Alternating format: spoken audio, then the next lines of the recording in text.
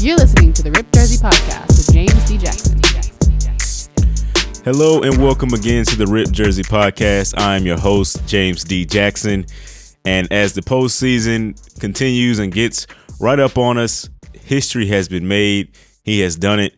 Let's get right into the story. Here's the first story of the day. The first story of the day is Aaron Judge. He finally hit his 62nd home run, and now he is the single-season American League home run leader. He is the most from the Yankees organization and the most in the entire American League. We spoke just a few days ago about Aaron Judge, and we talked about who would your home run king be, because Roger Maris Jr. came out and said Aaron Judge should be the home run king, regardless of how you look at it, because we know he did it clean and he did it the right way. Now, we're not, we never really know if anybody did it clean, but as of right now, that's what it looks like. And you can say whatever you want about Barry Bonds, Babe Ruth, Sammy Sosa, Mark McGwire.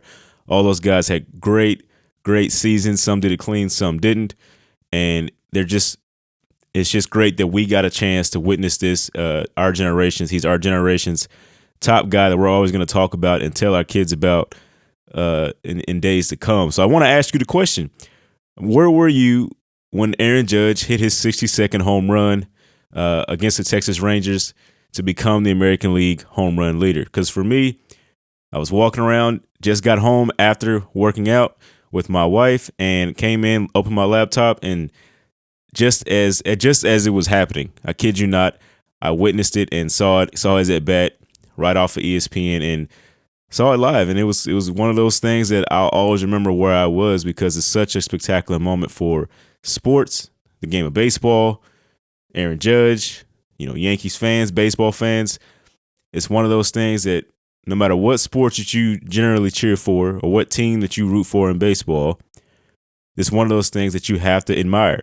Even the Texas Rangers fans were standing and applauding for Aaron Judge. The same happened in Toronto when he hit his 61st to tie the record. And it's even more of a relief because there's only one game left in the season for the Yankees.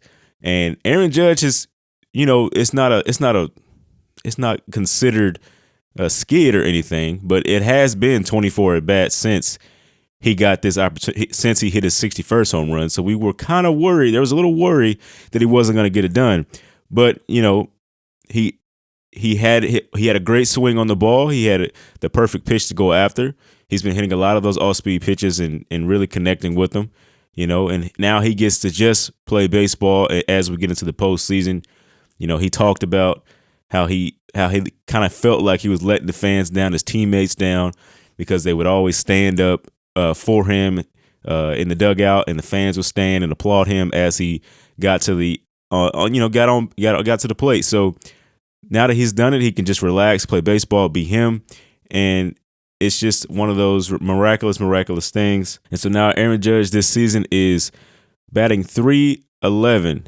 Now to get the Triple Crown, he's going to have to get over .315. The guy he's just behind, who I'm blanking on right now, has to go 0-4 in the next game, and Aaron Judge needs to hit at least 3 hits to pass him. If he gets, the .315 batting average, he'll have the Triple Crown because he has the home runs at 62, he has the RBI at 131, he has the hits at 177. There's so many things he's done well this season, and it's just incredible the season that he's had. This is the best offensive season we've seen from a Major League Baseball player, especially in this generation with how things are gone, how many times players are tested. This is one of those things you always have to appreciate, and that's just where we'll leave it. Here's the second story of the day.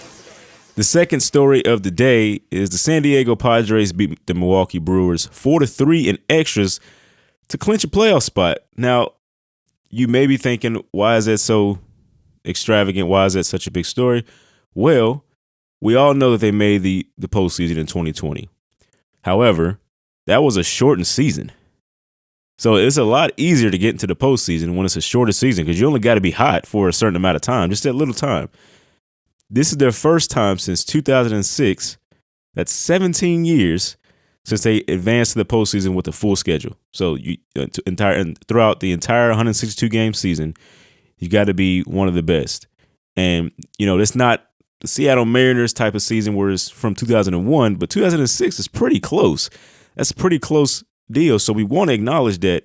And because I just want to ask you, who would have thought they'd be here at this time?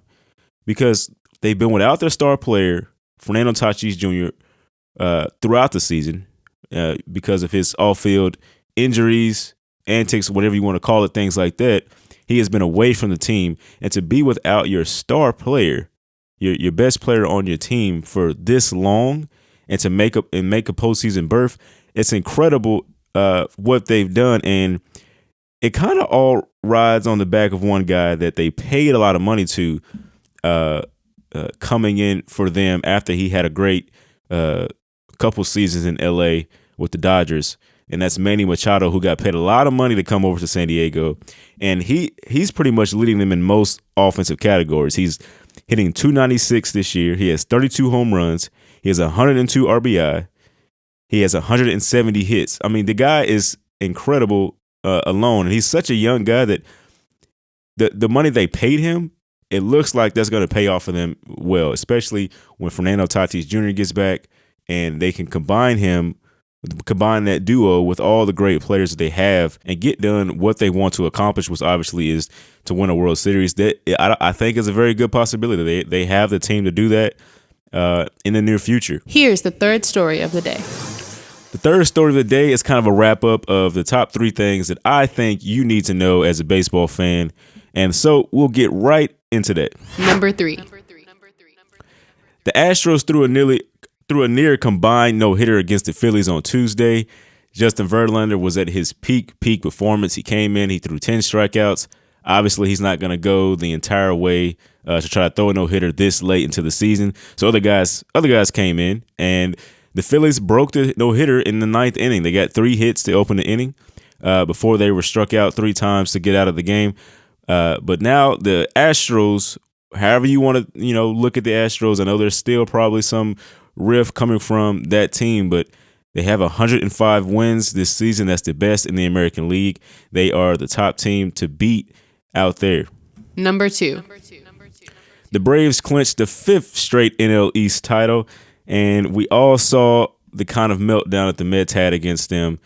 The Braves, had a great run last year where they started off slow and then turned it on midway through the season, made the postseason and won the World Series. And it seems like they've done that first part again. They took down the Marlins 2-1 to clinch the NL East title. They'll have a first-round bye as a number 2 seed, only trailing the Dodgers. But they were 10.5 games behind the Mets, who were in first place in June. And just a remarkable turnaround. Once again, this team you never can count out. Let's just see where they go from here. Number 1. Number 1 is obviously Shohei Otani signing a $30 million contract for the 2023 season. This is the most an arbitration player has made since Mookie Betts made $27 million all those years ago. Obviously, Shohei Otani is the pitcher player that every organization would love to have. He's most likely going to be the MVP runner-up because what he has done with his production. He has 34 home runs and is 15-8 on the mound as a pitcher. Just an incredible all-around great player and great story. Obviously, coming from a different country to come over here in America and really much change the way baseball is. They made a rule for him just so he can, have at bats if he gets taken out from the pitching, and just it's one of those great things. Like I said, it's probably going to be the runner-up behind Aaron Judge, who's had his great season and breaking the home run record. It's been a great deal for baseball. Just a great time for baseball, man. Just watching these guys create history and break history. It's been an incredible thing. But that is all we have for you today. I'm James D. Jackson, and this has been the Rip Jersey Podcast. Thanks for sticking around with us. Thanks for watching this video. If you made it this far, like and subscribe to my YouTube channel. Also, I have a podcast called Rip Jersey. Follow that, add it to your playlist. Listen to it wherever you can. Thanks for watching again.